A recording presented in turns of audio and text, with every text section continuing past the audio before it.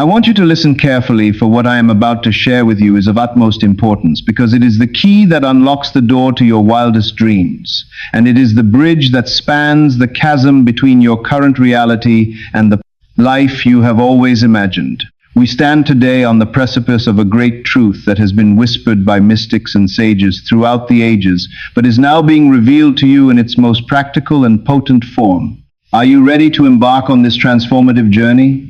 Are you prepared to witness the miraculous unfoldment of your desires? Then let us begin. First and foremost, we must understand that the world we perceive, when the soul finally awakens to its true purpose, it discovers that the language of creation is not noise but silence. We live in a world that is addicted to sound. We are taught from the moment we are born that to be heard is to be real, that to explain ourselves is to be understood, and that to shout our desires from the rooftops is the way to attract attention. But I tell you that this compulsion to speak is the very thing that keeps you from your harvest. You have come here because you want to change your life. You want to alter the structure of your reality, and you have likely tried every method of force and effort available to the human mind. You have argued with the world. You have pleaded with people. You have begged a God you believe to be outside of yourself. Yet the walls of your problem remain standing. The reason for your failure is not a lack of desire, nor is it a lack of worthiness. The reason is that you have violated the fundamental law of the seed. There is a law regarding the nature of creation that is absolute, and it does not care if you are a good person or a bad person, just as electricity does not care if it lights a hospital or a prison. This law states that for a seed to become a living thing, it must first be hidden. With our physical senses is but a shadow and a reflection of a greater reality that exists within us. This inner world, this realm of imagination, is the true source of all that we experience in our outer world. It is the workshop wherein we craft our destinies and the sacred space where we commune with the divine. Consider the biology of a simple seed you might hold in the palm of your hand. That seed contains within it an entire forest. It contains the potential of the oak tree, the roots, the branches, the leaves, and the oxygen that generations will breathe. All of that power is locked inside a tiny, hard shell. Now, what does the farmer do to unleash that power? Does he place the seed on a pedestal and shine a bright light on it? Does he call his neighbors to come and scream at the seed? Does he dissect it to prove to the world that there is a tree inside? No. If he did any of those things, the seed would remain dormant or it would die. To bring forth the life within, the farmer must place the seed into the darkness of the soil. He must cover it. He must hide it from the eyes of man and from the light of the sun. He buries it in silence. And in that dark, quiet, pressurized environment of the earth, the shell breaks open and the miracle of life begins. This is the exact blueprint of your consciousness. Your desire, whether it is for wealth, for health, or for a specific relationship, is the seed. Your mind, specifically your subconscious mind, is the soil, and your silence is the earth that covers it. Most of you are behaving like a foolish gardener who plants a seed in the morning and then digs it up in the afternoon to see if it has sprouted. You perform your imaginal act, you visualize the wish fulfilled, you feel the joy of it for a brief moment, but then you walk out into the world and you immediately begin to talk about it. You tell your friend what you are trying to manifest. You ask your partner if they think it is possible. You look at the lack in your bank account and you complain about it. Every time you speak of your desire as something you are still trying to get, you are digging up the seed. Every time you look for validation from the outside world, you are exposing the tender roots of your assumption to the scorching heat of doubt. You are killing your own prayer before it has a chance to take form. You must understand that creation takes place in the dark. The child is formed in the darkness of the womb. The star is born in the darkness of space. The idea is born in the deep recesses of the mind. Darkness and silence are not empty voids. They are the womb of manifestation. When you learn to keep your desire a secret, when you learn to contain the energy within yourself rather than leaking it out through idle chatter, you create a spiritual pressure cooker. This pressure is necessary. It is the heat that transforms the carbon into the diamond. The modern world tells you to be transparent, to share your journey, to blog about your progress, but the mystics and the masters have always taught the opposite. They taught the sacred art of secrecy. When you are truly happy, When you have truly felt the reality of your desire in your imagination, you no longer have the need to argue with the world. You stop trying to convince others because you have convinced yourself. And that self-conviction is the only thing the universe responds to. Think about the psychology of a man who is truly wealthy. Does he go around telling everyone he meets that he is trying to be rich? Does he post affirmations on his wall hoping to convince his neighbors? No. He says nothing because he knows who he is. His silence is his authority. On the other hand, look at the man who is insecure. He is the loudest one in the room. He is constantly explaining himself, constantly boasting, constantly trying to prove his worth. His noise is the evidence of his lack. When you shout your desires, when you tell people what you are going to do, you are vibrating at the frequency of lack. You are admitting that you do not yet have it. But when you are silent, when you walk with the quiet smirk of someone who knows a secret, you are vibrating at the frequency of possession. This is why the scripture tells us to enter into the closet and shut the door. This is not a command to hide in a physical room. It is an instruction on how to handle your energy. The closet is your mind. The door is your senses. To shut the door means to stop looking at the evidence that denies your wish. It means to stop listening to the opinions of others. It means to stop speaking words that do not align with your new reality. When you are in that state of holy silence, you are in the presence of the Father. And the Father, who sees in secret, rewards you openly. Note the sequence. The seeing happens in secret. The reward happens openly. You want the reward without the secrecy. You want the miracle without the gestation. It cannot happen that way. You cannot have the harvest without the season of the buried seed. Everything you see in this physical world was once an imagined secret in the mind of a man or a woman. The chair you sit on, the building you occupy, the clothes you wear, all of it began as a silent thought. The inventor did not run around screaming about his idea before it was clear. He sat with it. He nurtured it. He let it grow in the silence of his imagination until it had enough strength to be born. There is a tremendous loss of power that occurs when you talk too soon. Joy is a subtle and powerful energy current. When you feel the joy of your wish fulfilled, it is like steam building up in a glorious engine. If you keep the steam contained, if you hold that joy inside as a precious secret, it builds pressure. It drives the piston. It moves the wheels of your life. It compels the universe to shift. But if you open your mouth and start explaining it to people who do not understand, you are opening the valve. You are letting the steam escape. You release the pressure, and suddenly you feel empty. You feel drained. The joy is gone, and you wonder why your manifestation has stalled. It stalled because you gave away the power required to birth it. You cast your pearls before swine. This is not an insult to people. It is a statement about the nature of consciousness. Swine represents those states of mind in yourself and others that are incapable of understanding the high spiritual truth. When you take a beautiful, delicate spiritual realization and you toss it into the marketplace of public opinion, it gets trampled. People will give you logical reasons why it won't work. They will remind you of your past failures. They will project their own fears onto you. And because your seed was not yet a tree, because your faith was not yet hardened into fact, their doubts will infect you. You will begin to question what you saw. You will begin to doubt what you felt. And the vision dies. You must learn to possess a joy that is so deep it does not need to be displayed. This is the mark of spiritual maturity. A child needs attention. A master needs only alignment. When you are truly aligned with your ideal future, you become like a deep river. On the surface, you may appear calm, perhaps even ordinary to the eyes of others. But underneath, there is a massive current moving with irresistible force. That current is your silent assumption. The world may ask you why you are so calm when everything seems to be going wrong. They may demand to know your secret, but you must not tell them, not yet. You must let the fruit ripen. You must let the results speak for you. There is no argument more powerful than a transformed life. Words are cheap. Anyone can say they are changed. Anyone can claim they are manifesting. But the one who actually does it is the one who holds their tongue and holds their vision until it hardens into rock-solid reality.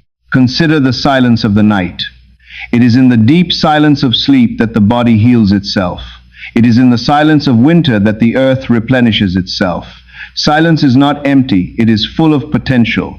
It is the canvas upon which God paints. When you practice the discipline of silence, you are clearing the canvas. You are removing the static and the noise of your old programming so that a new picture can be drawn. Many of you are afraid of silence because in the silence you have to face yourself. You use noise, television, social media, and constant conversation as a distraction from your own void. But you must enter that void. You must go into the silence and find the feeling of the wish fulfilled waiting there for you. It is waiting for your attention. But it cannot be heard over the noise of your complaining. It cannot be seen through the fog of your desperate seeking. Stop seeking and start being. And to be, you must be still. Be still and know that I am God. This is not a request, it is a formula for creation. You cannot know that you are God, that you are the creative power of your own universe while you are running around in a panic trying to fix things on the outside. The fixing must be done on the inside. And the inner workshop requires quiet. Imagine an architect trying to draw a blueprint for a magnificent cathedral while he is standing in the middle of a busy highway with cars honking and people screaming. He cannot do it. He must go to his quiet studio. He must be alone with his vision. You are the architect of your destiny. Your imagination is your studio, but you refuse to close the door. You let the world walk in with its muddy shoes and mess up your blueprints. You let the news, the economy, and the opinions of your family dictate what you can draw. It is time to kick them out. It is time to shut the door. It is time to sit in the sacred silence of your own soul and draw the life you actually want, not the life the world tells you is available. The seed does not announce its growth. The roots push down into the dark earth without a sound. The stem pushes up toward the sun without a trumpet blast. The flower unfolds in absolute silence. And yet, this silent process feeds the world. This silent process creates all the beauty we see. Why do you think you need to be different? Why do you think you need to make noise to be effective? Your most effective action is your internal action. It is the movement of your own consciousness from one state to another. And this movement is a solitary journey. No one can walk it for you, and no one needs to know you are walking it until you arrive. When you arrive at your destination, when the healing occurs, when the money appears, when the love is found, then the world will see. They will look at you in amazement. They will ask how you did it.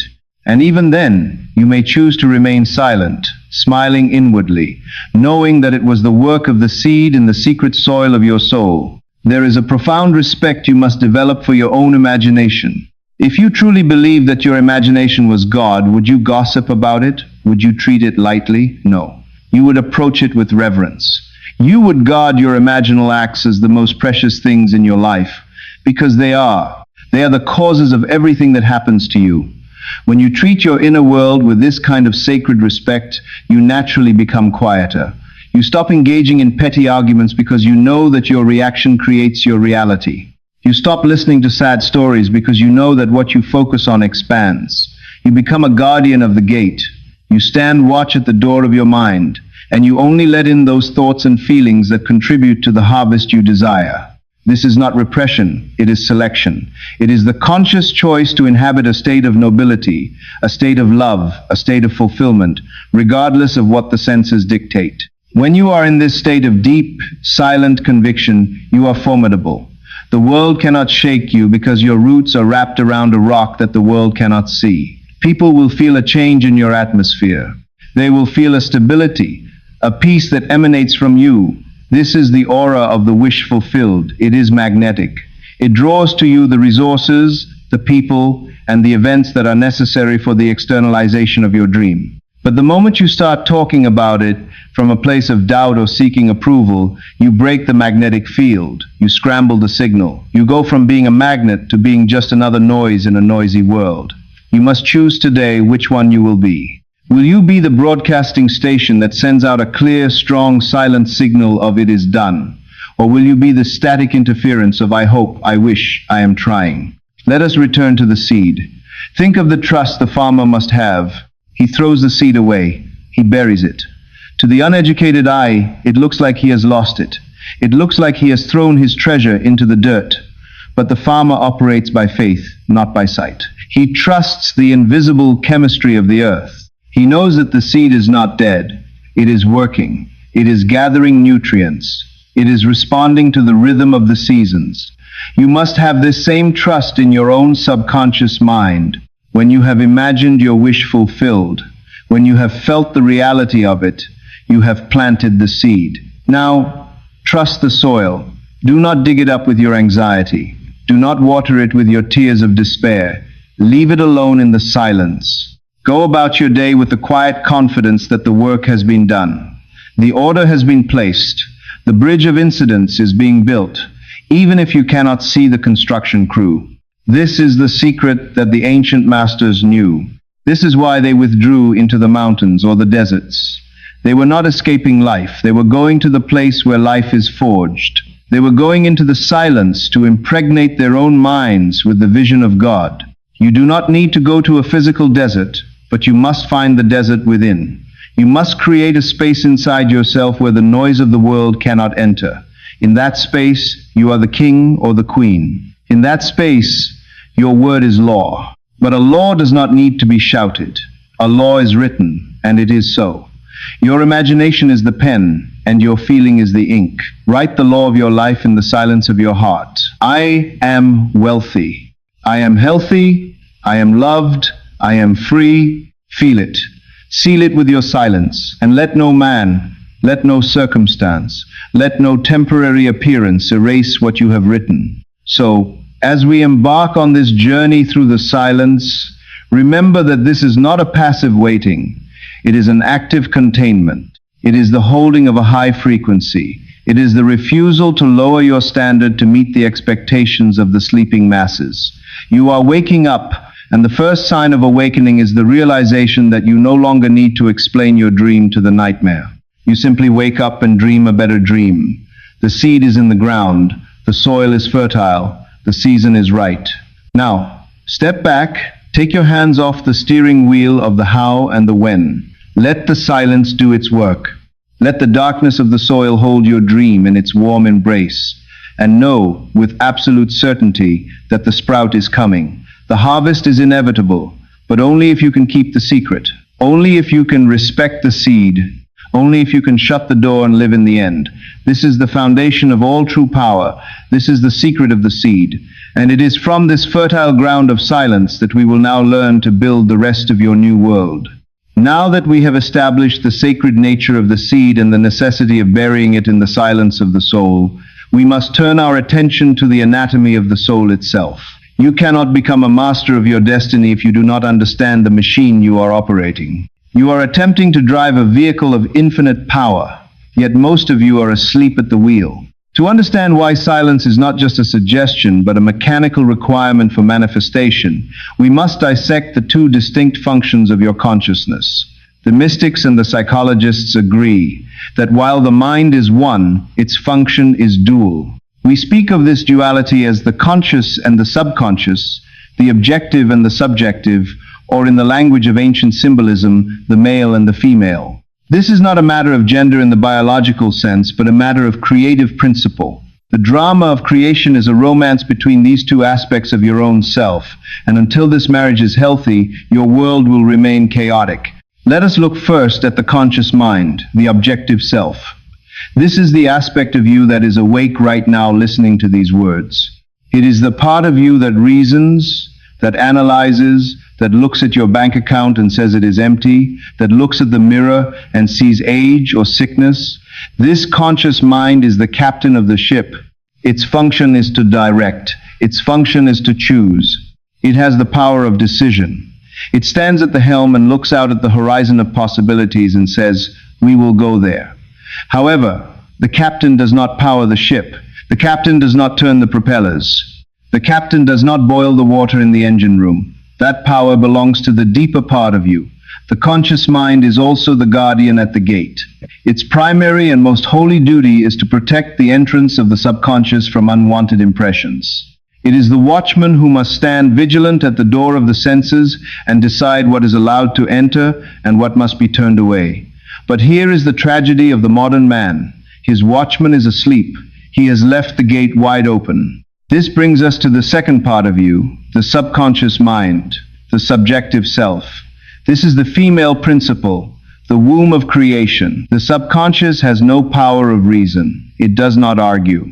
It does not judge right from wrong, good from bad, true from false. It is the faithful servant that accepts whatever is impressed upon it as absolute truth and immediately begins to objectify it in the world. It is like the fertile soil we spoke of earlier. The soil does not care if you plant a rose or a weed.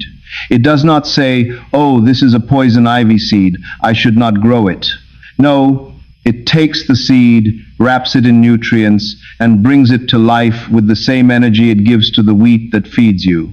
The subconscious mind is the creative engine of the universe housed within you. It is connected to the infinite.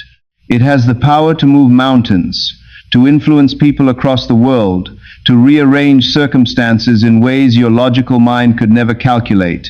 But it is entirely dependent on the guidance of the conscious mind. It cannot choose its own direction. It must be impregnated by the ideas and feelings you allow to pass the gate. Here is where the dynamic of silence becomes critical. The conscious mind, your reason, is constantly being bombarded by the evidence of the senses. Your eyes tell you that you are behind on your bills. Your ears hear the news of economic recession. Your body feels pain. These are reports from the outside world. If the guardian at the gate is awake, he looks at this evidence and says, "I see this report, but I do not accept it as the final truth. I have a higher truth." He then turns inward and impresses the subconscious with the feeling of abundance, health, and success, despite the outer evidence. But if the guardian is asleep, or if he is weak and seeking validation, he accepts the report of the senses. He accepts the lack. He accepts the fear, and he allows these negative seeds to drop down into the subconscious womb. And the subconscious, being the faithful servant, says, "As you wish," and proceeds to create more debt, more sickness, and more fear.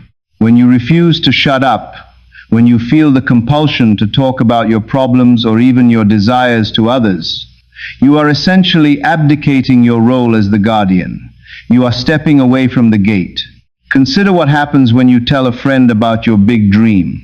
You say, "I am going to start this business and be free." You are looking for support. But your friend, operating from their own fears and logical limitations, gives you a skeptical look.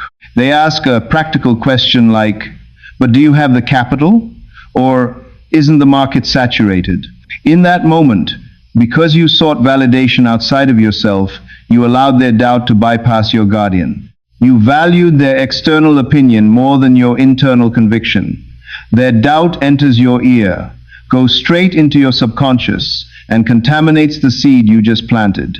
You have committed spiritual adultery. You have been unfaithful to your own vision by seeking pleasure and comfort in the opinions of others. The relationship between the conscious and subconscious is a marriage. You, the conscious thinker, are the husband. Your subconscious is the wife. A loving husband protects his wife. He does not let strangers come into the house and insult her. He does not let the chaos of the street enter the sanctuary of the home. He whispers words of love and promise to her. This is what you must do with your imagination. When you enter the silence, you are entering the bridal chamber. You are there to impregnate your subconscious with the child of promise, your desire. This act is sacred and private. It is not a spectator sport. If you were to invite the whole neighborhood to watch you in the intimacy of your bedroom, you would destroy the intimacy. Yet this is exactly what you do spiritually when you broadcast your intentions to the world before they are born. You strip the act of its power. You turn a sacred union into a public spectacle, and the energy that should have gone into creation is dissipated in performance. We must go deeper into why the guardian fails. The guardian fails because he is addicted to the senses. We are trained to believe that reality is what we can touch, taste, and see. So when the outer world contradicts our inner wish, we panic. We feel a cognitive dissonance. The tension between what we want and what we see becomes uncomfortable. To relieve this tension, we talk, we complain, we seek advice. We try to force the outer world to change through argument and effort. But this is working backwards. You cannot change the reflection in the mirror by yelling at the mirror. You must change the face in front of it. The guardian must be disciplined enough to look at the facts of life and deny their finality. This is what we call denying the evidence of the senses. It does not mean you are delusional and walk into traffic. It means you deny the authority of the senses to dictate your future. You see the empty bank account, but you do not emotionally agree with it. You remain silent. You go within. You feel the reality of wealth. You hold that feeling until the subconscious is impressed. This takes strength. This takes the discipline of silence. Every time you speak about your difficulties, you are cementing them. You are taking a hammer and driving the nail of your problem deeper into the wood of your reality. You say, I am just venting. But the subconscious does not know you are venting. It thinks you are ordering. It thinks you are decreeing. I am so tired is a command. They always treat me badly is a command. I never have enough money is a command. Your guardian has let these thieves and robbers into the temple, and they are stealing your life force. You must fire the sleeping watchman and hire a vigilant one. The vigilant guardian knows the power of the word, both spoken and unspoken. He knows that silence is the fortress in which the transformation takes place. When you are truly pregnant with a desire, you should be so full of the feeling of it that you have no room for the noise of the world. The woman who is pregnant does not need to ask people if she is pregnant. She feels the life moving within her. She protects it. She eats well. She rests. She prepares the room. She does not run a marathon or engage in street fights. She honors the life within. You must honor your desire in the same way. The conscious mind often thinks it needs to figure out the how. It worries about the means. How will I get the money? Who will help me? This anxiety leads to chatter. You talk to people hoping they will give you a lead or a solution. But the how is not the business of the conscious mind. The conscious mind's only job is the what. You define the end. The subconscious determines the means. The subconscious has ways and means that you know not of. It can orchestrate 1,000 coincidences to bring your desire to pass. But it cannot do this if you are constantly digging up the seeds with your worry and your words. When you try to figure out the how and discuss it with others, you are interfering with the machinery. You are putting sand in the gears of the universe. Silence is the act of stepping back and letting the machine work. It is the ultimate act of trust. It says, I have impressed the wish. It is done. Now I stand still and watch the salvation of the Lord. Let us consider the concept of mental diet. Just as you would not feed your body poison, you must not feed your subconscious poison. But conversations are food. The news is food. Social media is food. Most people are feeding their subconscious a diet of terror, lack, and division, and then they wonder why their lives are full of terror, lack, and division. The guardian must stand at the gate and say, no, we do not eat that here. When someone tries to engage you in a conversation about how terrible the economy is, you have a choice. You can join in, agree, and impress that lack upon your own soul. Or you can remain silent. You can politely withdraw. Or, better yet, you can silently revise what they are saying. As they speak of sickness, you hear health. As they speak of poverty, you imagine them prosperous. You do not need to correct them verbally and start an argument. That is just more noise. You correct it in the silence of your own awareness. By doing this, you protect your own subconscious and you actually send a blessing to them. You become a light in the darkness, simply by refusing to echo the darkness. This internal discipline is the hardest work you will ever do, which is why so few people do it. It is easier to talk. It is easier to complain. It is easier to be a victim. It is hard to stand as the guardian and say, I am the master of my fate. It requires a brazen impudence, a boldness to claim what is not yet seen. But the rewards are infinite. When the conscious and subconscious are aligned, when the male and female within are in agreement, miracles happen. This is the meaning of the scripture. If two of you shall agree on earth as touching anything that they shall ask, it shall be done for them. The two are not you and your neighbor. The two are your conscious desire and your subconscious acceptance. When you want it and you feel you have it, the agreement is sealed, and the seal is silence. If you still feel the need to ask for it or to explain why you don't have it, the agreement is not reached. You are still of two minds. A double-minded man is unstable in all his ways. You must understand that the world you see around you is dead. It is the past. It is the result of what you imagined yesterday and the day before. If you react to it, you are reanimating the dead. You are keeping the old cycle alive. To create the new, you must turn your back on the dead world of facts and live in the living world of imagination. The guardian must be ruthless. He must look at the facts and say, "You have no power over me." He must look at the doubters and say, "You are only echoes of my own past fears." By maintaining this inner silence, you starve the old reality. You withdraw your attention from it. And attention is the lifeblood of the universe. What you withdraw attention from must fade away. What you give attention to in the silence of your feeling must grow. This is the law. It is not personal, it is mechanical. So, your practice, starting today, is to awaken the watchman. Throughout the day, ask yourself, what am I letting in? What am I agreeing to? When you catch yourself about to share your dream with someone who has not earned the right to hear it, stop. Bite your tongue if you have to. Feel the power of that containment. Feel the energy turning back inward, diving into the subconscious, fueling the engine of creation. Realize that your silence is not emptiness. It is the fullness of power. It is the accumulation of creative force. The more you contain it, the faster the manifestation will come. You are building a pressure chamber of joy, and when that pressure reaches its tipping point, the explosion of results will startle you. It will seem like magic to the world, but you will know the truth. You will know it was the result of the faithful guardian who stood at the gate and refused to compromise the vision.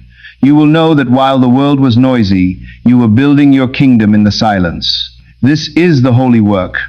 This is the duty of the awakened soul. Stand guard, keep the door shut, and let the Father who is in secret do the work that only He can do.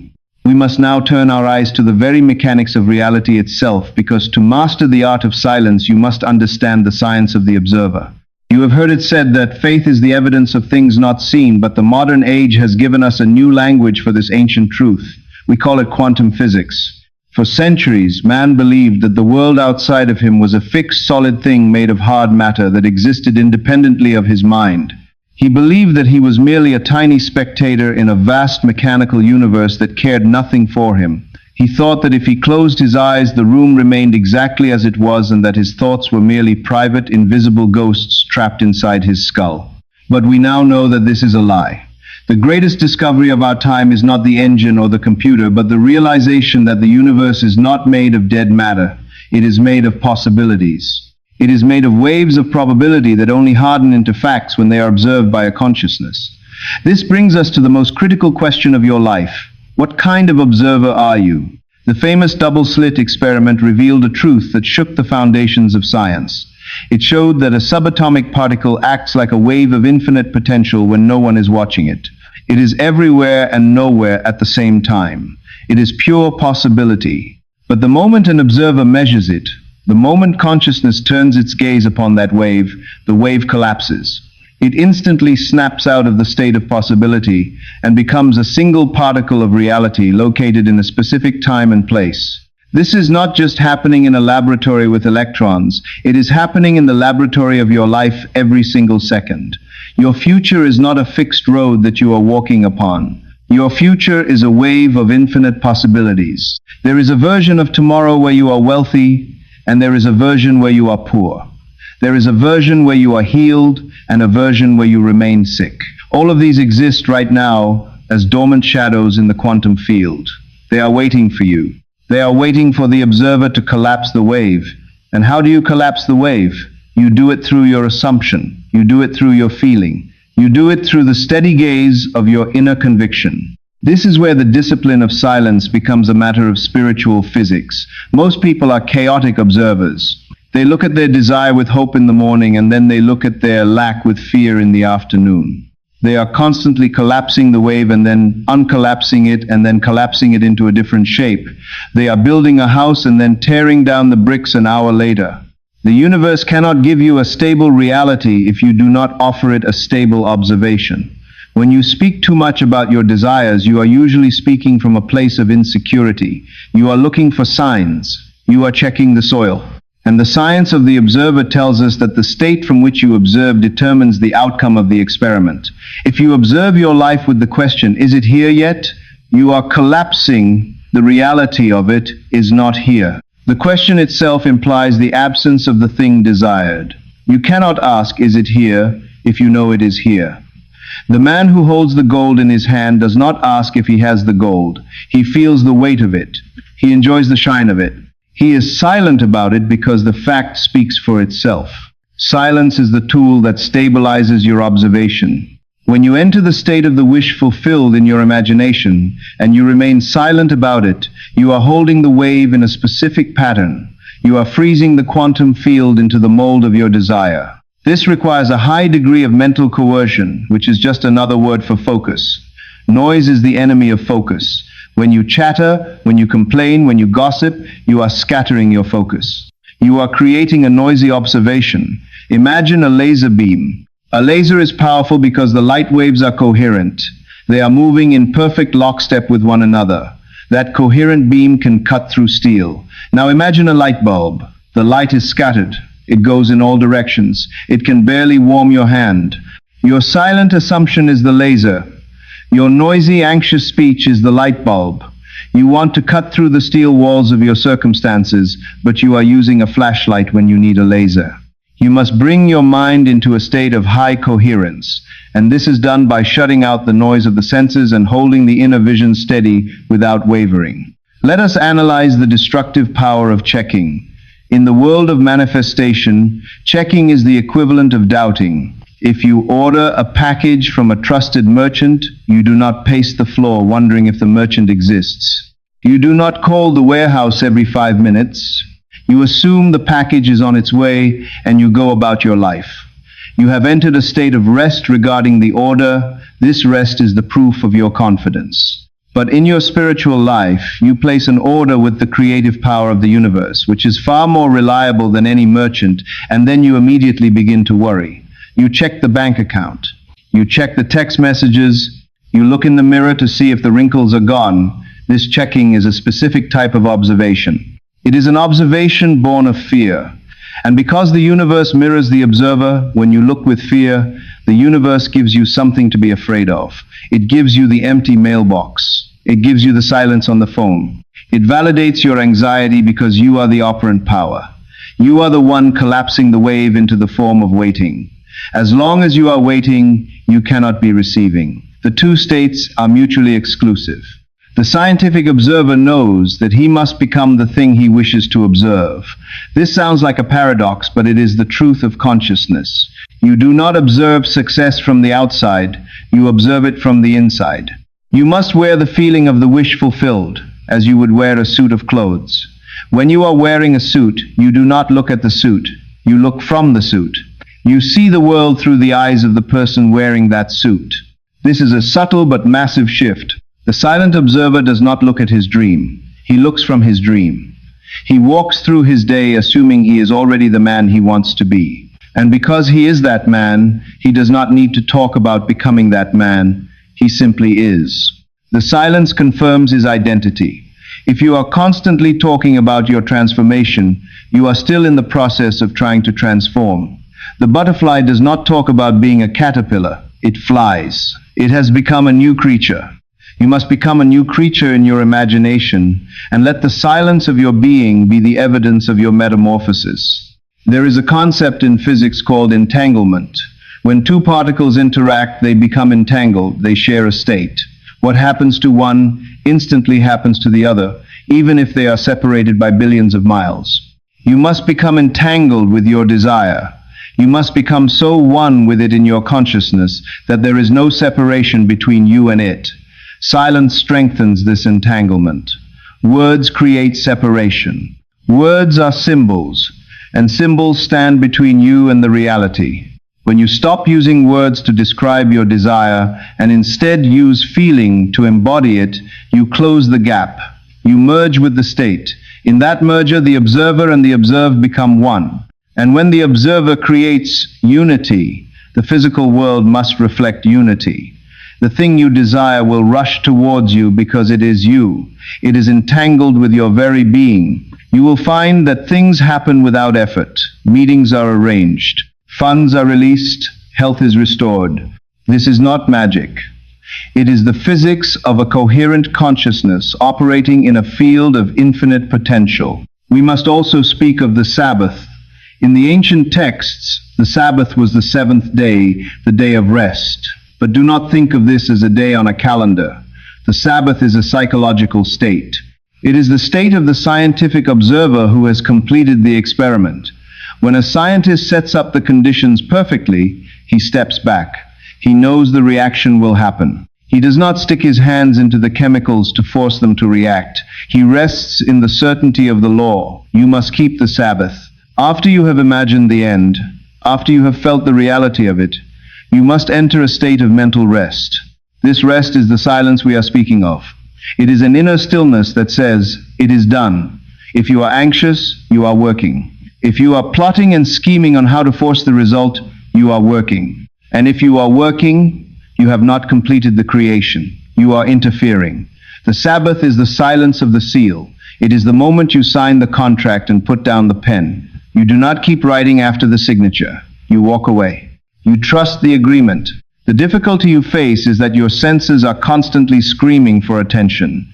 The world is a noisy place designed to keep you in a state of reaction.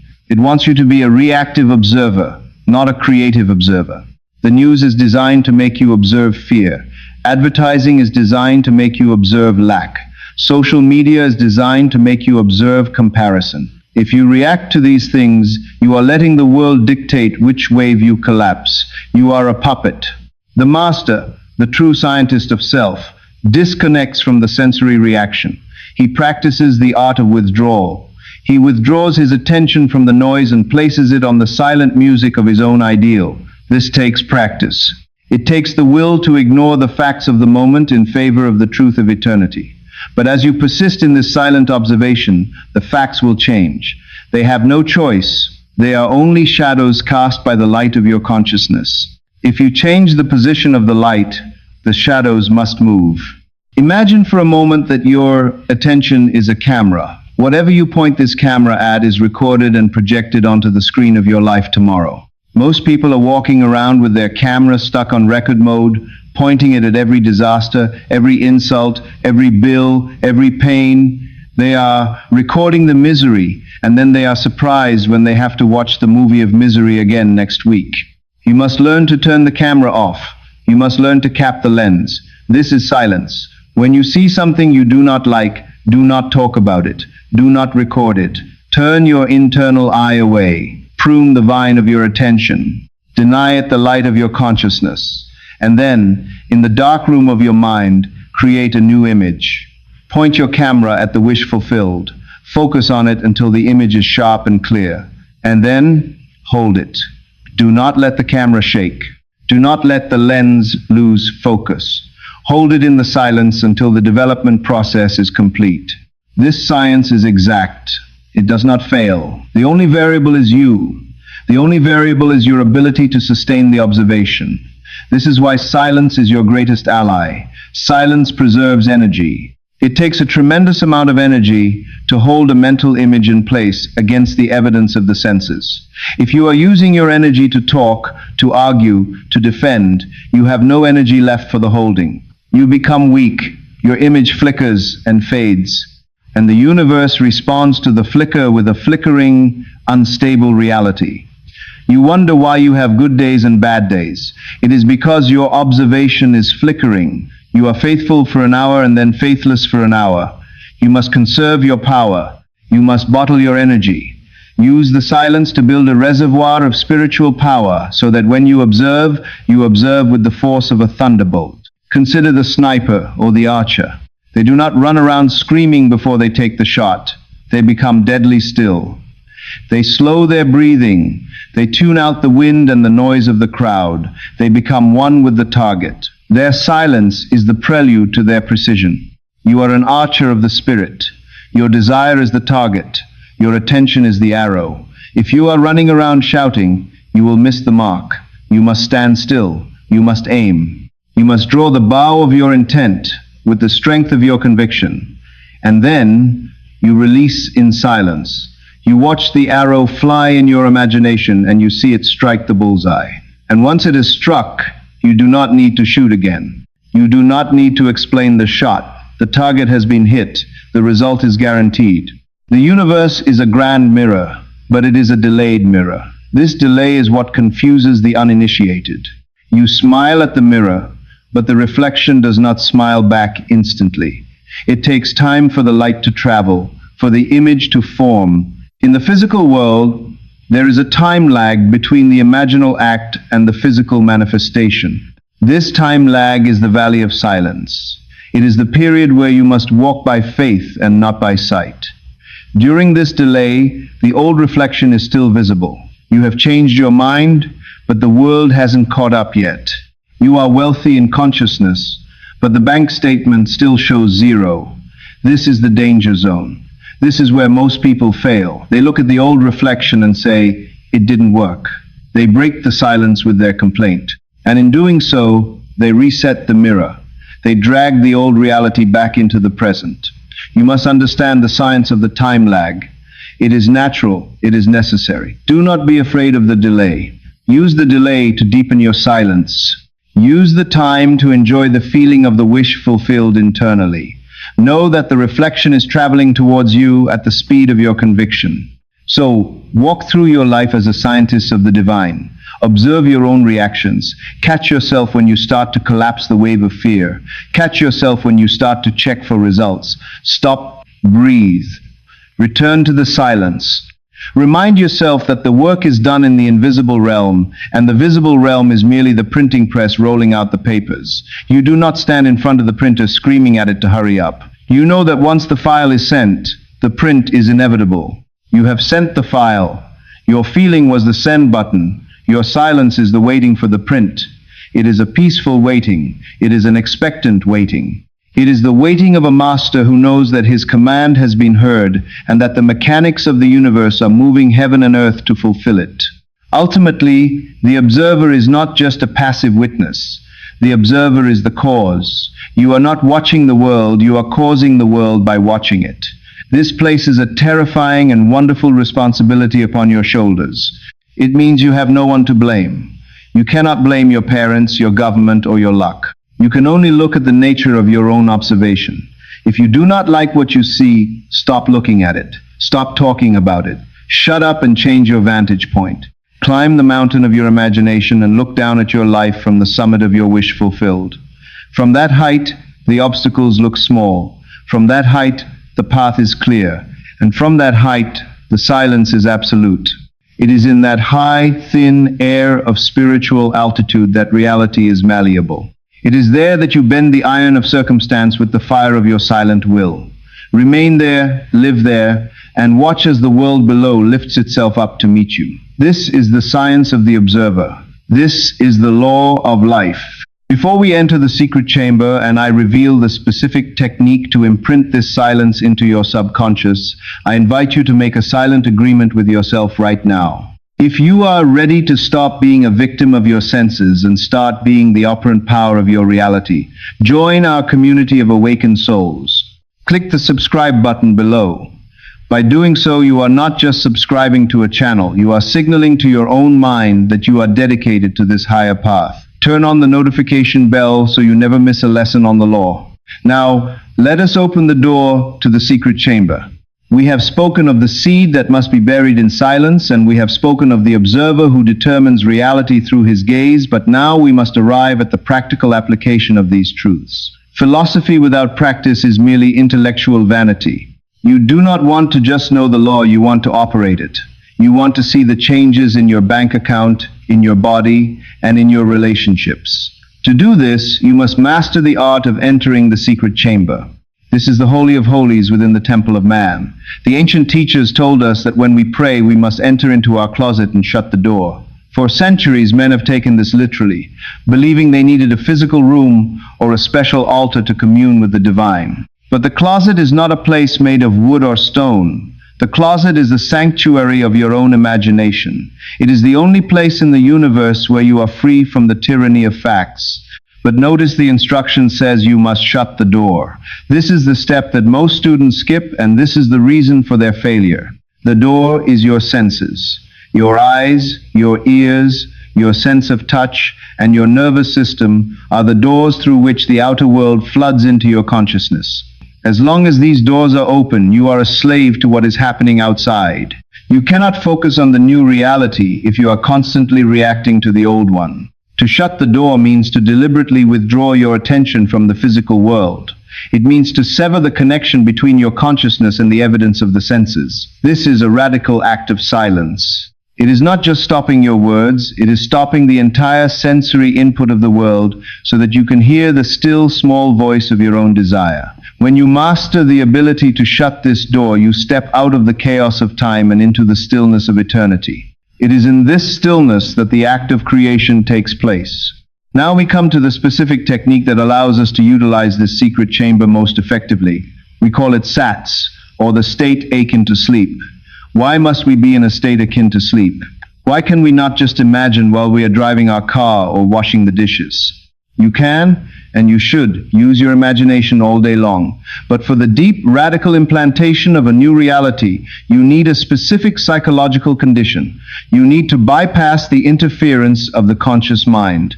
Your conscious mind, the logical, reasoning part of you, is often the enemy of your desire. It is the doubter. It is the one that says, this is impossible, or how will it happen, or you are fooling yourself. You cannot fight the conscious mind with force. If you try to force yourself to believe something, your mind will push back with equal force. This is the law of reverse effort. The harder you try, the more you fail. The solution is not to fight the conscious mind, but to put it to sleep. When you are drowsy, when you are in that magical state, just drifting on the border between wakefulness and deep sleep, your conscious defenses are down. The ego is tired. The logical guard is nodding off. But your subconscious, the womb of creation, is wide open. It is receptive. It is alert. This is the golden hour of manifestation. It is the time when the gap between the two worlds is thinnest. To enter the state akin to sleep, you must relax the body completely. You must lie down or sit in a comfortable chair where you will not be disturbed. You must induce a state of physical immobility. This is important because as long as you are moving your body, your attention is anchored in the physical world. You want to lift the anchor. You want to float free. Start by closing your eyes and turning your attention inward. Let a wave of relaxation move from your toes up to your head. Feel your muscles softening. Feel the tension draining away. You can say to yourself quietly, I am so tired. I am so sleeper. I am so heavy. Induce this feeling until you feel that you could not move your body even if you wanted to. You are floating in a void of comfortable darkness. You are awake enough to control your thoughts, but asleep enough to not be bothered by the outside world. This is the secret chamber. You have shut the door. Now what do you do in this silence? Do not start analyzing your problems. Do not start planning your day. You are here to perform a single act of creative power. You are here to experience the end. You must construct a scene. This is vital. Do not construct a long movie with a complex plot. Keep it simple. Create a short, brief scene that implies your desire is already fulfilled. Not that it will be fulfilled, but that it is fulfilled. If you want a promotion, the scene could be your boss shaking your hand and saying, congratulations on the new position. If you want to be married, the scene could be looking at the ring on your finger. If you want health, it could be a friend telling you, you look amazing, I have never seen you so healthy. The scene must imply the fulfillment. It must happen after the success. Now, here is the secret of the secret. You must enter this scene as a participant, not as a spectator. You must not look at yourself on a movie screen. You must look through your own eyes. You must see the boss's face in front of you. You must see your own hands. And you must bring the silence of the senses into this scene. Paradoxically, to make the scene real, you must use your inner senses. In this state of drowsiness, your inner touch, inner sight, and inner hearing can be just as vivid as your outer senses. This is the key. You must give the scene sensory vividness. Do not just see the hand, shake it. Feel the texture of the skin. Feel the grip. Is it firm? Is it warm? Do not just see the ring, touch the metal. Is it cool? Is it smooth? Do not just see the money, smell the paper. Hear the crinkle of the bills. The more sensory detail you add, the more your subconscious believes it is happening now. The subconscious cannot tell the difference between a real physical experience and a vividly imagined one. When you touch the object in your imagination, you are anchoring the reality of it. You are taking it out of the world of fantasy and bringing it into the world of fact. Once you have established the scene and you are in the state akin to sleep, you must loop the action. This is where discipline enters the silence. Your mind will want to wander. It will want to think about dinner or the bills or the itch on your nose. Do not get angry. Gently bring it back. Repeat the scene. Shake the hand. Then go back to the beginning and shake the hand again and again and again. Like a lullaby, you are lulling yourself into the feeling of reality.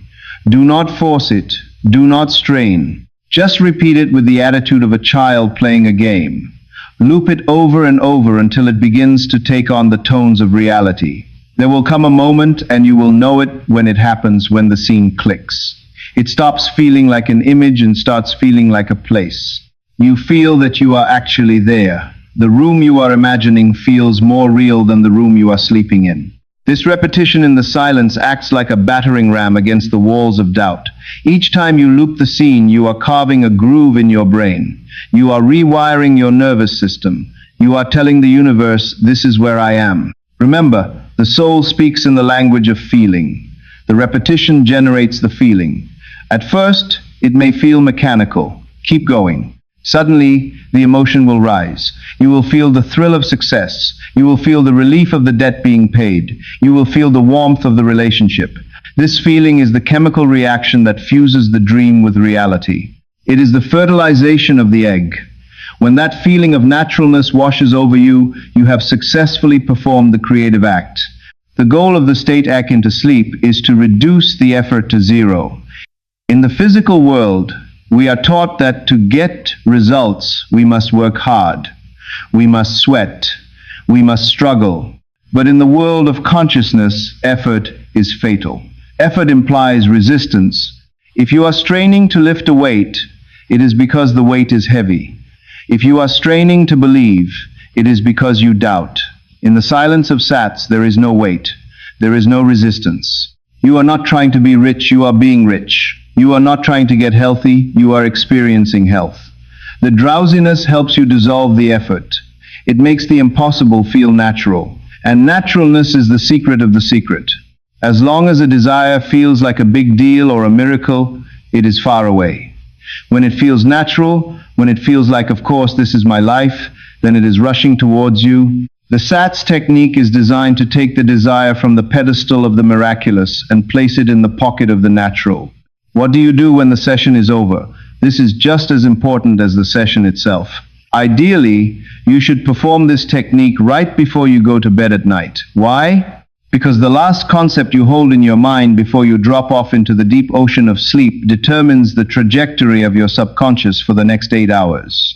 If you fall asleep worrying, you are marinating in worry for 8 hours. You are instructing your subconscious to create more things to worry about.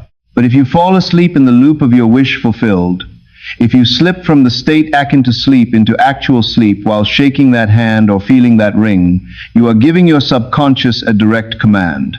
You are saying, make this so. And while you sleep, while your conscious mind is completely out of the way, the greater power within you is moving heaven and earth to arrange the bridge of incidents that will lead to your fulfillment.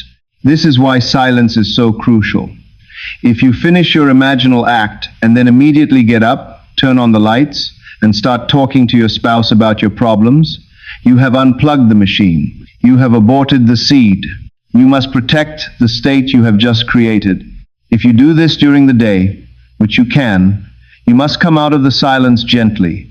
Carry the perfume of the experience with you.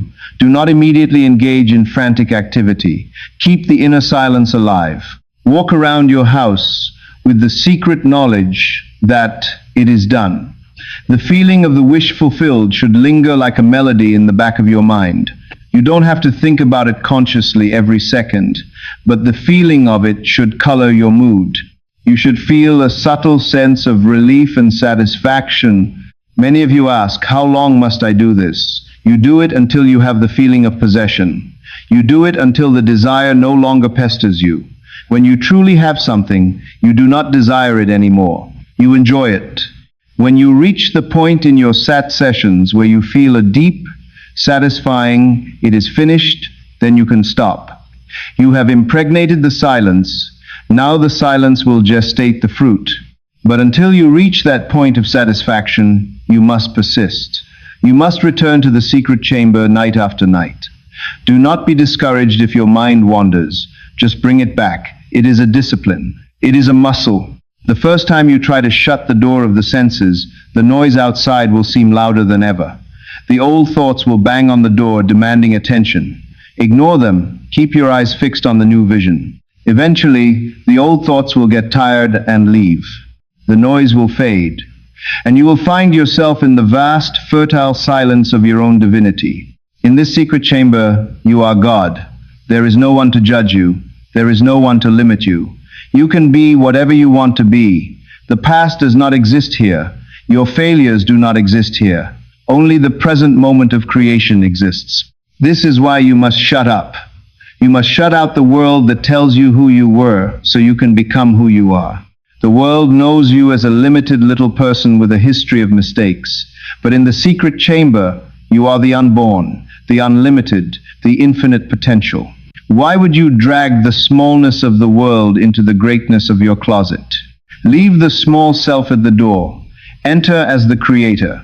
Remember that imagination is not just daydreaming. Daydreaming is uncontrolled. It is a scattering of energy. SATS is controlled imagination. It is a laser beam of focused intent. It is work, but it is the most joyful work you will ever do. It is the work of accepting your inheritance. When you are in the state of drowsiness, feeling your wish fulfilled, you are not lying to yourself. You are telling the ultimate truth. You are seeing the spiritual prototype of reality before it puts on the mask of matter. Matter is just spirit slowed down. Imagination is spirit in action. By acting in the imagination, you are setting the cause in motion. The physical world is just the delayed effect. So tonight, try this. Do not just listen to these words and nod your head. Apply them. Challenge yourself. Turn off the phone. Turn off the TV. Tell your family you need some quiet time. Go to your room or your favorite chair. Lower the volume of the world. Shut the door, both the physical door and the door of your senses. Induce the state akin to sleep. Float in the soft darkness. Bring up the scene of your fulfillment. Feel it, touch it, loop it, fall asleep in it. Do this in silence, and tomorrow tell no one. Carry the secret within you. Let the silence build the pressure. Let the seed grow in the dark. If you do this, you will discover that the secret chamber is not a place of hiding, but a launching pad. It is the womb of miracles. And from this silence, you will speak the only word that matters, the word made flesh. Your life will become the living proof of what you did in the silence. We have traveled a great distance in this exploration of the soul. We have learned to plant the seed in the darkness of the soil. We have learned to observe the world from the state of the wish fulfilled. And we have learned to enter the secret chamber of the state akin to sleep to impress the subconscious mind. But now we face the greatest challenge of all. What do you do when you wake up? It is one thing to be a god in the silence of the night when your eyes are closed and the world is shut out. It is quite another thing to be a god at noon when the bill collector is calling, when the body is aching, or when the boss is yelling. This is where the rubber meets the road. This is where most students of the law fail. They undo in the day what they did in the night. They build the temple in the silence and then tear it down with their noise. To bridge the gap between the imaginal act and the physical manifestation requires a specific attitude of mind. We call this attitude silent impudence. The word impudence usually suggests a lack of respect or a rudeness. In the spiritual sense, this is exactly what is required. Not rudeness towards people, but rudeness towards facts. You must develop a holy disrespect for the facts of life that contradict your desire. The world tells you that facts are stubborn things, that reality is hard and fixed, and that you must bow down to what your senses tell you. But the awakened soul knows that facts are merely the frozen shadows of past imaginings. To bow to them is idolatry. To respect the limitation is to worship the limitation. Therefore, you must become brazen. You must become spiritually arrogant. You must possess the audacity to look at a fact that screams, you are poor, and silently, inwardly, with a smirk of absolute conviction, reply, I am wealthy. This is not insanity. This is the exercise of the fourth dimension. The third dimension is the world of effects. It is the screen upon which the movie is projected. The fourth dimension is the world of causes. It is the projector. When you practice silent impudence, you are refusing to argue with the screen. You are staying in the projector room. Imagine a man who has only a single dollar in his pocket. His senses tell him he is broke. His logic tell him he cannot afford a meal. The world looks at him and sees poverty. But in the silence of his own mind, this man has performed the act. He has seen himself as a man of vast fortune. Now, how does he walk down the street? Does he walk with his head down, radiating shame and lack? If he does, he has aborted the seed. He has accepted the judgment of the senses. But if he practices silent impudence, he walks with his head high. He feels the imaginary weight of the wallet in his pocket. He enters a store and looks at the expensive items, not with the longing of a beggar, but with the appreciation of a buyer who could purchase them if he chose, but simply chooses not to today. This inner attitude changes his vibration. It changes his scent. And the world, which is nothing more than a bloodhound tracking your vibration, begins to treat him differently. This brazen impudence must be silent, because to speak it is to weaken it. If this man were to walk around telling everyone I am a millionaire while wearing rags, they would lock him up. They would ridicule him, and their ridicule would penetrate his arrow. But if he keeps it silent, if he wears his conviction like a hidden suit of armor under his clothes, no one can touch him. He is protected by his secret. He knows something they do not know. He knows that the reality they see is temporary, and the reality he feels is eternal. This inner knowing gives him a poise, a confidence that is unshakable. This is the peace that passes understanding. It passes understanding because it makes no sense to the logical mind. Why are you happy when you are broke? Why are you calm when the doctor gave you a bad report? Because you are impudent. You are ignoring the evidence. This brings us to the discipline of the mental diet. Just as you would not go to a garbage dump and eat the rotting food you find there, you should not dwell in the mental garbage dumps of the world. Yet look at how most people live. They consume the news of disaster for breakfast. They lunch on gossip and complaints with their co-workers. They dine on anxiety and regret before bed. They are stuffing their minds with the very states they wish to escape, and then they wonder why they feel sick. They wonder why their lives do not change. You are what you consume. If you consume fear, you will manifest terror. If you consume judgment, you will manifest conflict. Silent impudence is the refusal to eat at the table of the devil. When someone tries to feed you a story of victimhood, you must reject it. You do not have to be rude outwardly. You can listen politely, but inwardly you must be a fortress. You must say to yourself, I do not accept this. This is not my reality. I hear their words, but I do not eat their meaning. This is difficult because we are social creatures. We want to fit in. We want to bond. And in our society, bonding often happens through shared misery. We bond by complaining about the weather, the economy, the government, or our spouses. It feels good to the ego to say, me too, my life is also hard. But the moment you join that chorus, you have lowered your vibration. You have agreed with the limitation. You have signed a contract with the status quo. To manifest greatness, you must be willing to stand apart. You must be willing to be the one who does not complain. You must be the one who does not react. This often makes people uncomfortable. Your silence acts as a mirror to their noise. Your peace irritates their chaos. Let it be so. Do not lower your standard to make them comfortable. Lift them up by maintaining your state. There is a subtle trap you must avoid. You cannot fake this impudence. It cannot be a mask you wear to impress others. It must be a genuine habitation of the soul. You are not pretending to be the person you want to be. You are appropriating the feeling of being that person. There is a difference. Pretending is exhausting. Appropriating is energizing. When you pretend, you are constantly checking to see if people believe you.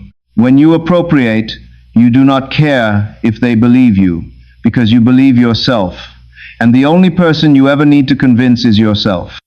If you are fully persuaded, the world must reshape itself. It has no choice. The world is a mirror, not a judge. It reflects what you are, not what you pretend to be. You cannot just smile on the outside while gnashing your teeth on the inside. The silence must be genuine. The feeling must be real. You must truly reach a place of indifference to the old behavior and intense focus on the new. Think of the relationship between a master and a servant. The master does not beg the servant.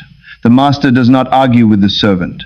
The master speaks, and then he assumes it is done. He goes about his business. Your consciousness is the master.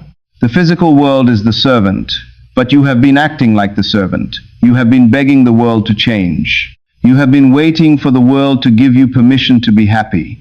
You must reverse this relationship.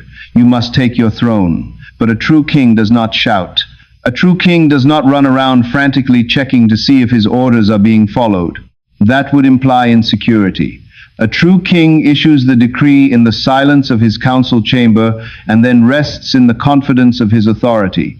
Your sat session is the council chamber. Your daily walk is the rest. When you practice silent impudence, you will face tests. The old reality will not give up without a fight. It will throw up smoke screens. You will imagine wealth, and the next day you will get an unexpected bill. You will imagine health, and the next day you will feel a new pain. These are not signs of failure. They are the echoes of your past consciousness. They are the last gasps of the dying old man. The natural reaction is to panic, to say, "It's not working," and to abandon the new state.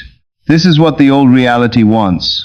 It wants to provoke a reaction from you so that you feed it with your attention. Do not take the bait. Be impudent. Look at the bill and say, "I remember when I used to worry about this." Place it in the past tense, even while it is in your hand. Look at the pain and say, "This is just a shadow passing." Do not give it the fuel of your fear. Starve it with your silence. Continue to walk in the assumption of your wish fulfilled. This requires a toughness of mind that few cultivate. We are soft. We dissolve at the first sign of trouble. We need to develop spiritual grit. We need to be like the bulldog that bites down and refuses to let go. When you bite down on your desire and your imagination, do not let go because the outer world hits you with a newspaper. Hold on. The outer world is fluid. It is malleable. It changes every second based on the dominant vibration of the observer. If you hold your vibration steady, the fluid must harden into the shape you are holding. But if you flinch, if you waver, if you let the facts bully you, you lose the form. Silent impudence is the refusal to flinch. It is the refusal to take your eyes off the prize. Let us speak of the inner speech. We are always talking to ourselves. From the moment we wake up to the moment we sleep, there is a constant monologue running in our heads. This inner speech is the creative force of your life. Most people's inner speech is a constant reaffirmation of their limitations. I'm tired, I'm broke, they don't like me, this is too hard. This inner noise is deafening to the subconscious. It drowns out the seed you planted. Silent impudence is the discipline of changing this inner speech. It is not just about being quiet outwardly. It is about ordering the inner conversation to align with the wish fulfilled. When the inner voice starts to complain, you cut it off. You replace it with the new story. You assert "I am" followed by your ideal. You do this silently, but you do it with force. You do not ask yourself if it is true. You declare it to be true. Consider the architect who looks at a vacant, weed-filled lot. His physical eyes see dirt and chaos, but his inner eyes see a magnificent building. He walks the lot, measuring the air, seeing the walls where there is no wall, seeing the garden where there are weeds. If you were to ask him what he sees, he might show you the blueprints. He is impudent to the weeds. He does not respect the weeds. He knows they are temporary. He knows they will be removed to make way for his vision. You are the architect of your life. Your current circumstances are the weeds. Do not respect them. Do not analyze them. Do not water them with your tears. See the building. Walk through the structure of your new life in your mind. Feel the walls. Smell the garden. and know that the weeds have no power to stop the construction. They only exist because you allowed them to grow there in the past. Now you are clearing the land. This attitude of impudence is the secret of all great men and women who have changed history. They refused to accept the world as it was. They saw a world that did not yet exist, and they held to that vision until the world caught up with them. They were often called crazy. They were ignored. They were fought. But they remained silent in their conviction. They did not need the applause of the crowd to validate their vision. They carried the validation within them. You must do the same. You cannot wait for your spouse to support you. You cannot wait for the economy to improve. You cannot wait for the perfect time. The perfect time is now. The support is within. The power is yours. But remember, and I cannot stress this enough, the power leaks when you seek external validation. If you need to tell someone about your impudence, you are not truly impudent. You are seeking permission. The lion does not ask the gazelle for permission to eat. The sun does not ask the darkness for permission to shine. You do not need to ask the world for permission to be who you want to be. You simply assume the state. You inhabit it, you wear it, and you shut up about it. The silence seals the energy. It creates a vacuum that the universe must rush to fill.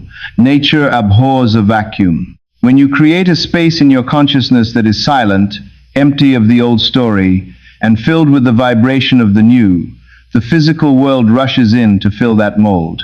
So, as you go through your day, play this game. Be the spy in your own life. Walk through the world of the senses, but know that you are an agent of the fourth dimension. When you pay a bill, do it with the feeling of a billionaire. When you drive your old car, handle the wheel as if it were the luxury vehicle you desire. When you look in the mirror, see the youth and vitality you claim. Do not let the mirror talk back to you. You talk to the mirror. But do it silently. Do it with a feeling of, I know who I am. This constant, brazen, silent assertion of your higher reality is the key that unlocks the door. It is the fire that tempers the steel. Do not be afraid of being delusional. All great things were delusions before they became facts.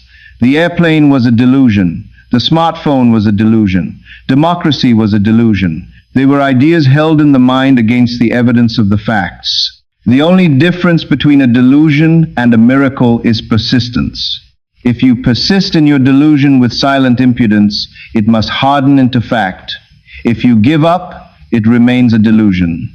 The choice is yours. Will you be the victim of facts or the creator of truth? Will you be a slave to the past or the master of the future? The master speaks little, but his word is law. The slave speaks much, but his words are wind. Be the master. Walk with the swagger of the spirit. Let your silence be so heavy, so full of conviction, that people step out of your way without knowing why. Let your inner atmosphere be so charged with the feeling of your wish fulfilled that it ionizes the air around you. You are not just a body moving through space. You are a creative center of the universe. You are the operant power. Act like it. Stop apologizing for your desires. Stop justifying your dreams. Stop explaining your methods. Just be. Be bold. Be silent. Be the thing itself. And watch the shadows of the old world flee before the light of your brazen impudence. We now arrive at the most difficult and yet the most liberating truth of the law of assumption.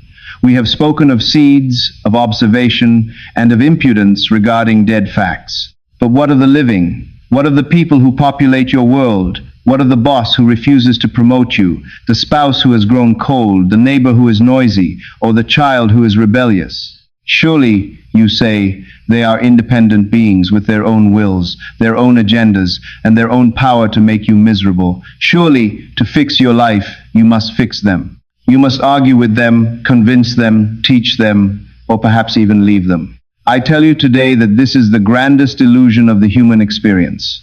There is no one to change but self. This statement is not a metaphor. It is a literal description of the mechanics of consciousness. The world is a mirror, and the people in it are nothing more than reflections of your own inner state.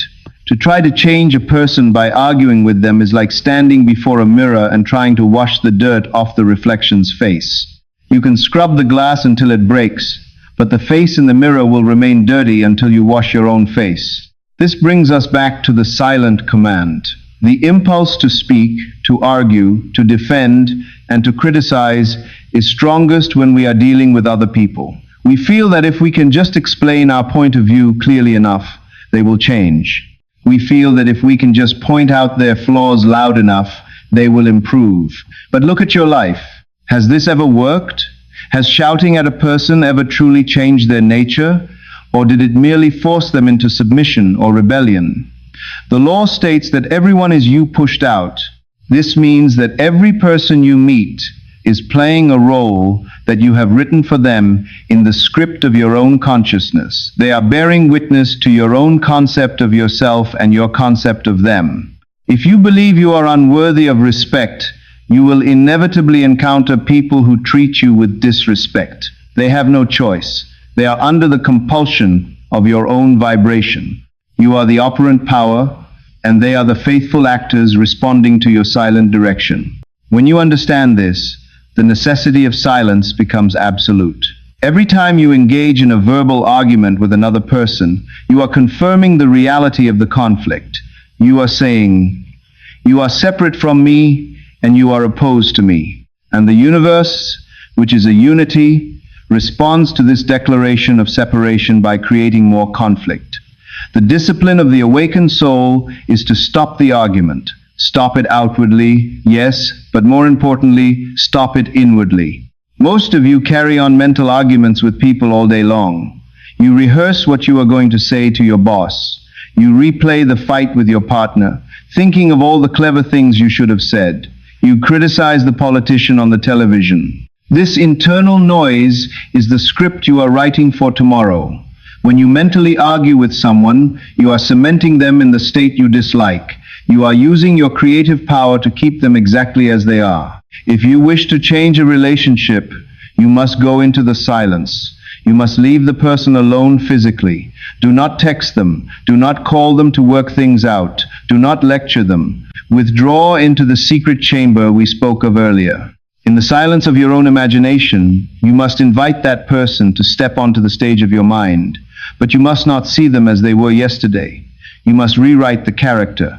If they were angry, you must imagine them smiling. If they were critical, you must imagine them praising you. If they were distant, you must imagine them loving. And here is the key. You must listen to them. What are they saying to you in your imagination? Are they confirming your fears? Or are they confirming your wishes? You have the power to put words into their mouth. In your imagination, hear them say the words you have longed to hear. Hear them say, "I love you," "I am sorry," "You are promoted," "You are right." This is not manipulation of the other person. It is the manipulation of yourself. You are changing your concept of them. And because there is only one consciousness, when you truly change your concept of them in the deep silence of your being, they will change in the outer world. They will not know why. They may wake up one morning thinking of you kindly, wondering why they were so angry. They may feel a sudden urge to call you. They may treat you with a sudden respect that surprises even them. They are responding to the shift in your broadcast. You stopped broadcasting conflict and started broadcasting peace. The receiver has no choice but to play the new music. But this can only happen if you shut up. If you break the silence to accuse them of their past behavior, you reset the cycle. You bring the old dead man back to life. You must let the dead bury the dead. Let the old version of that person die in your memory and resurrect the new version in your imagination. Consider the dynamic of the difficult person. We all have one. The person who seems intent on ruining your day. Why are they in your life? They are a messenger. They are revealing a part of you that you have not yet loved or healed. They are reflecting a hidden belief in persecution or rejection or lack. Instead of hating the messenger, thank them in the silence and then change the message. If you have a boss who is a tyrant, it is because you have an inner conviction that authority figures are oppressive, or perhaps that you are a victim who must struggle for a wage. The boss is merely playing out that conviction.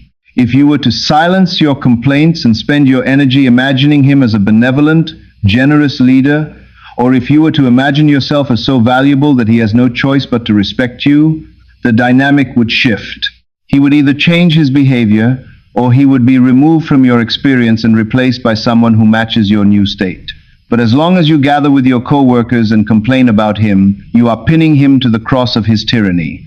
You are keeping them there with your own nails of criticism. This teaching removes all blame. You can no longer play the victim. You can no longer say, I would be happy if only my wife would change, or I would be rich if only the economy would change. No, you would be happy if you changed your concept of your wife. You would be rich if you changed your concept of the economy. The power is entirely in your hands. This is a terrifying responsibility for the sleepwalker, but it is the ultimate freedom for the awakened one. It means you are never trapped by the will of another. There is no other. There is only you pushed out. The world is a soliloquy, a speech made to oneself, appearing as a dialogue. The silence we speak of is the silence of judgment. To judge another is to judge yourself. To condemn another is to condemn yourself. When you stop judging, you stop creating things to be judged for. Imagine a world where you no longer feel the need to correct anyone. You no longer feel the need to set people straight. You realize that everyone is doing exactly what your assumptions are compelling them to do. If they are behaving badly, you ask yourself, what am I whispering in secret that is causing this shouting in public? You take the burden off of their shoulders and place it where it belongs on your own imagination. And then, without a word to them, you clean your own house. You revise the conversation. You revise the encounter. You use the pruning shears of revision to replay the day's events not as they happened, but as you wish they had happened. This technique of revision is the daily maintenance of the silent command. At the end of the day, before you sleep, you review the events. If you had an argument with someone, do not go to sleep replaying that argument and feeling self-righteous. That is, planting seeds of war for tomorrow. Instead, in the silence, rewrite the scene. Imagine that the argument never happened. Imagine that instead of harsh words, there was understanding. Replay this new scene over and over until it feels real, until you feel the relief of reconciliation. By doing this, you are altering the past and changing the future. You are sending a new signal into the subconscious of the other person. You are meeting them on the high road of the spirit rather than the low road of the ego. There is a beautiful mystery in the transmission of thought. When you think lovingly of someone in the silence, they feel it. They may not consciously know it is you, but they feel a lifting of the burden. When you think critically of someone, they feel that too. They feel attacked, and their subconscious defense mechanisms go up, causing them to lash out at you. Many of you are fighting battles in your relationships that you started in your own head. You attacked them mentally, and they attacked you physically. Stop the attack. Lay down the sword of judgment. Enter the peace of the silence. See everyone as an awakening God. See the best in them, even when they are showing you the worst. This is not weakness. This is the strength of the master. It takes a spiritual giant to look at a flaw and see only perfection. But this is how God looks at you. And if you are to exercise the power of God, you must learn to look at others with the same eyes. The question often arises, is this fair? Why must I do all the work? Why do I have to change when they are the ones behaving badly? This is the voice of the ego. The ego loves fairness. It loves an eye for an eye. But an eye for an eye leaves the whole world blind. You do the work because you are the one who wants to be free. You do the work because you are the only operant power in your universe. To wait for them to change is to wait forever. They cannot change until you release them. You are the jailer. Your concept of them is the prison cell. You hold the key. The key is silence and imagination. Unlock the door. Set them free in your mind. See them as the noble, kind, successful beings they truly are. And in setting them free, you free yourself. You free yourself from the cycle of reaction. You free yourself from the bitterness of resentment. Think of the energy you waste in trying to control others. You watch them, you check on them, you lecture them, you worry about them. This is a massive leakage of creative power. Imagine if you took all that energy and directed it inward toward your own ideal. Imagine if, instead of trying to fix your child, you imagined them successful and then went about your own business of being a great example. The influence of your silent being is infinitely more powerful than the influence of your noisy doing. People are changed by your presence. not your advice. If you embody the state of peace, everyone who enters your field will feel that peace. They will calm down. They will behave better simply because they are near you. This is the silent command. You command the room without saying a word. You command respect by vibrating respect. You command love by being love. Let us speak of the golden rule. Do unto others as you would have them do unto you. This is not just a moral precept. It is a law of manifestation. But it should be rewritten for the mystic. Think of others as you would have them think of you. If you want people to think well of you, you must think well of them. You cannot hold a conversation in your head where you are belittling someone and expect them to praise you in the flesh. It is impossible. You must discipline your inner dialogue regarding every person you know. This is a tall order. It requires constant vigilance.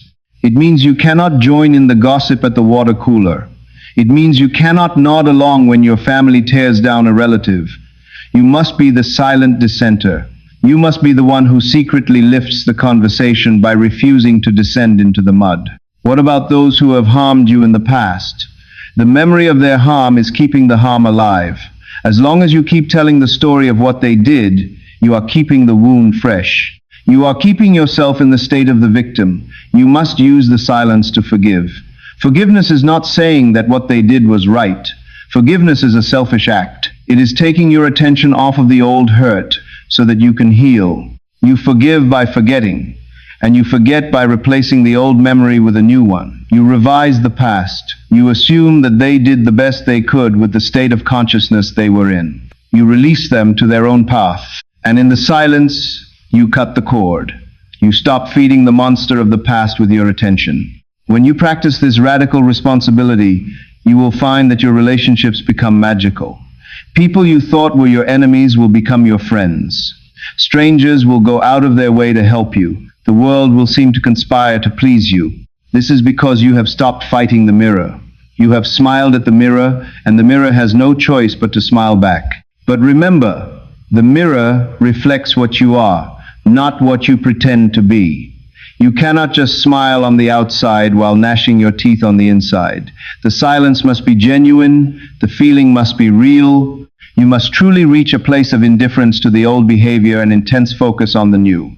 So, the next time you feel the urge to correct someone, stop, catch yourself, take a deep breath, enter the silence. In that split second, ask yourself, what concept of myself is creating this? What am I believing about this person that is making them act this way?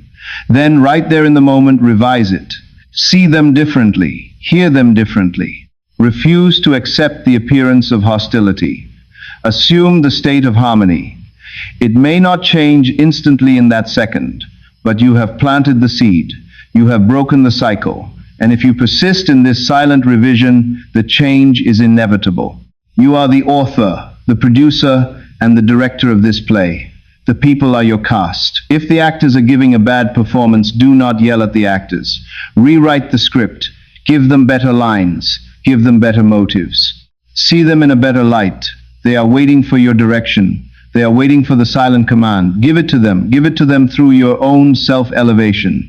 Rise in consciousness, and the world rises with you. Fall in consciousness, and the world falls on top of you. There is no one to change but self. There is no one to blame but self, and there is no one to save but self. When you save yourself from the lower states of consciousness, you save your world. This is the path of the silent master. It is a lonely path in the sense that no one can walk it for you, but it is a path of unity because it leads to the realization that you are one with all. You are not a separate fragment fighting for survival. You are the dreamer of the dream, and the dreamers and the dream are one.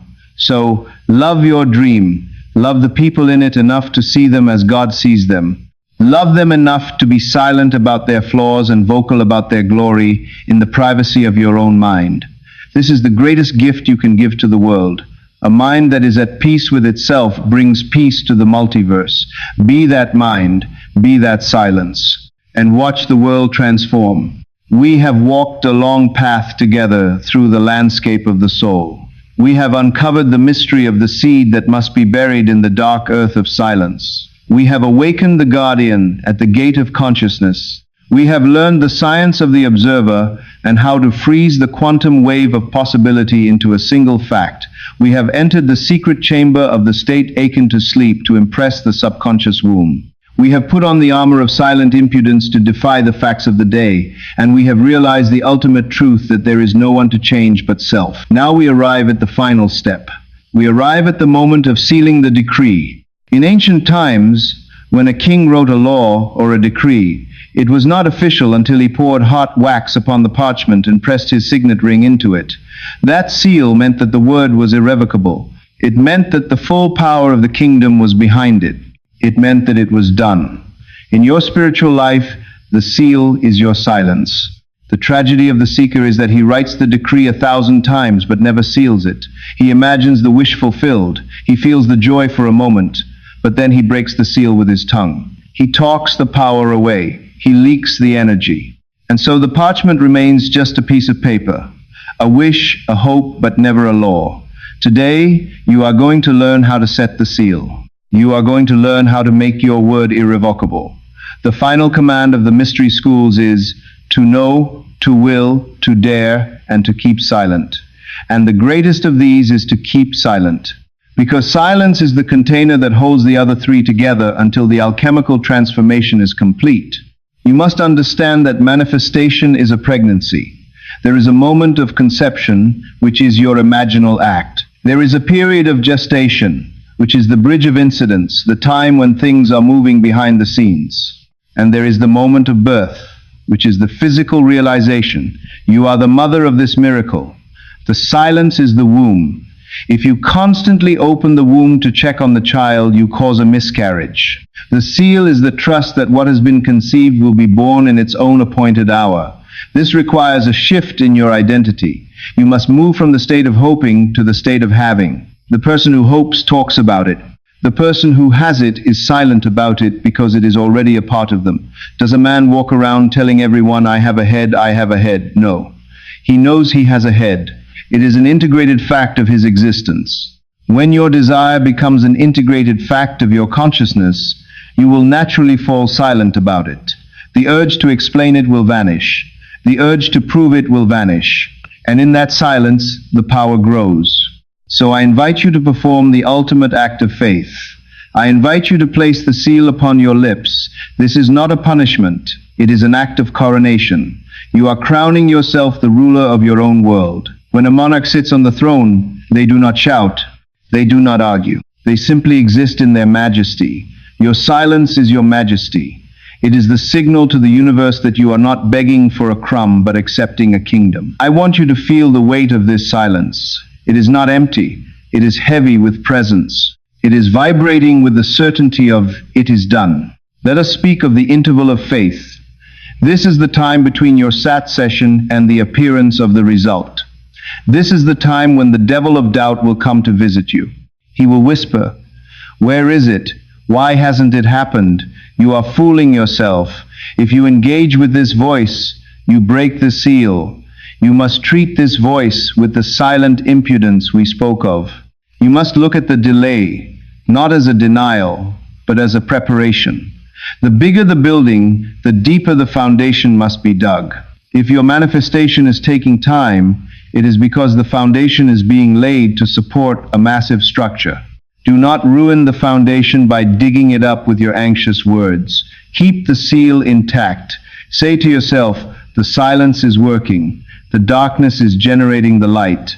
I challenge you to a test of 7 days. The number 7 represents spiritual completion. For the next 7 days, I want you to go on a strict mental and verbal diet. You have chosen your desire. You have imagined it. Now, for 7 days, you are forbidden to speak of it to any living soul. You are forbidden to complain about the lack of it. You are forbidden to check for it anxiously. But more than that, you are forbidden to argue about it in your own mind. If the thought comes up, it's not working, you will place the seal of silence upon that thought. You will not fight it. You will simply withdraw your attention from it and return to the feeling of thank you. This phrase, thank you, is the most powerful mantra of the seal. It implies that the gift has already been received. During these 7 days, you will walk through the world as a secret agent of the Spirit. You will go to your job, you will talk to your family, you will pay your bills, but you will carry a secret in your heart. You will hold the feeling of the wish fulfilled like a precious jewel hidden in your pocket. You will touch it with your mind 1,000 times a day, but you will show it to no one. This secrecy will build a pressure inside you. It may feel uncomfortable at first. You will want to vent. You will want to seek validation. Resist. Let the pressure build. That pressure is the steam that drives the engine. That pressure is the force that breaks down the walls of resistance. By the 7th day, if you have kept the seal, you will feel a shift. The anxiety will be gone. The need to talk will be gone. You will feel a quiet, rock-solid knowing. You will feel that it is done. And when you reach that state, the manifestation is inevitable. It may appear on the 7th day, or the 10th, or the 30th, but it cannot fail because you have become the person who has it. This practice of silence is the antidote to the victim mentality. A victim is loud. A victim is always telling their sad story to anyone who will listen. They get a temporary hit of dopamine from the sympathy of others, but sympathy is a poor substitute for power. Do you want pity or do you want change? If you want change, you must stop telling the old story. You must let the old story die for lack of attention. Silence is the executioner of the past. By refusing to speak the name of your old problems, you suffocate them. You withdraw the breath of life from them. And in the vacuum left behind, the new story, the story you have written in the secret chamber, takes root. The final seal is also a seal of protection. The world is full of dream killers. They do not mean harm, but they operate from the level of facts and logic. If you tell them your dream before it is solid, they will unintentionally kill it with their reason. Be realistic, they will say. Don't get your hopes up. These words are poison to the tender seed. The seal protects you from this poison. If they don't know what you are manifesting, they cannot doubt it. They cannot argue with it. You are working in the dark, underground, where their skepticism cannot reach. By the time they see the fruit, the tree will be fully grown, and their doubt will be meaningless. You do not need their permission to be great. You need your own permission. And you give yourself permission in the silence. We must also address the fear of silence. Many of you are afraid to stop talking because silence feels like a void. It feels like loneliness. But I tell you, the silence is not empty. It is full of God. Be still and know that I am God. You cannot know the God within while you are making noise. The noise is the ego trying to justify its existence. The silence is the soul recognizing its source. When you stop talking, you start hearing. You hear the guidance that has been waiting for you. You get the intuitive nudges that lead you to the right people and the right places. The how of your manifestation is often revealed in the silence. But if you are busy explaining and complaining, you will miss the turn. You will miss the subtle prompt that says, go here or call this person. The final seal opens your spiritual ears. Think of the great Master Jesus. When he was accused by the authorities, the scripture says he answered them not a word. He was silent. Why? Because he knew who he was. He did not need to defend himself to Pilate. He did not need to prove his divinity. His silence was the demonstration of his power. He knew that the outer world had no power over him unless it was given from within. You must cultivate this same Christ-like silence in the face of your challenges. When the debt collector calls, do not panic and scream. Be still. Go within. Revise the situation. Feel the paid receipt, and then act from that silence. When the doctor gives a diagnosis, do not accept it as a death sentence. Be still. Go within. Feel the vitality of life. Seal it with your silence. This is not passivity. It is the highest form of action. It is the action of consciousness restructuring itself. The world thinks action means moving your hands and feet. The mystic knows that true action is moving your mind. When you move your mind to the state of the wish fulfilled and seal it there with silence, you have moved the universe. The physical events that follow are just the aftershocks of that mental earthquake. You will find that you do less, but accomplish more. You will find that words are no longer cheap things to be thrown around, but pearls to be distributed with care. Your speech will become more potent. When you do speak, people will listen. because your words will come from the depth of silence, not the shallows of the ego. Let this be your new way of life. Not just a technique for getting things, but a way of being in the world. Become a person of depth. Become a person who holds their own counsel. Become a person whose happiness does not depend on the applause of the crowd, but on the approval of the internal witness. The internal witness is the only audience that matters. If your conscience is clear, if your imagination is faithful, if your feeling is natural, then you have succeeded. The applause of the world is just an echo. Do not chase the echo, be the voice. And what is the voice? The voice is your I am. It is the sense of existence that precedes all concepts. Before you are rich, before you are poor, before you are sick or healthy, you simply I am. That is the name of God. That is the creative substance. When you add a state to that name, you create a limitation or an expansion. I am wealthy is a creative act. I am poor is a creative act. The final seal is the discipline of only adding to your I am that which you wish to experience. It is the refusal to take the name of the Lord your God in vain. To say I am sick is to take the name in vain. It is to misuse the creative power. To keep the seal is to guard your I am with a flaming sword. You allow no negative conditioning to attach itself to your identity. You stand as the guardian, silent and alert, allowing only the good, the beautiful, and the true to enter. So, as we close this lecture, I do not want you to just leave with a head full of knowledge. I want you to leave with a heart full of resolve. The time for learning is over. The time for being is now. The door of the secret chamber is open for you. The throne is waiting for you. The crown is hovering above your head. But you must be the one to sit down. You must be the one to wear it. And you do this by shutting out the noise and entering the silence. I want you to imagine, right now, that you are sealing this entire understanding into your heart. Imagine a great door closing on your past failures. Hear the click of the lock. It is finished. The past is dead. The old man who complained and begged is dead. The new man, the new woman, the one who commands in silence has been born. Do not look back. Lot's wife looked back and turned to a pillar of salt. Salt is a preservative. She preserved the past by looking at it. Do not preserve your pain. Look forward. Look into the silence where your future is waiting to be claimed.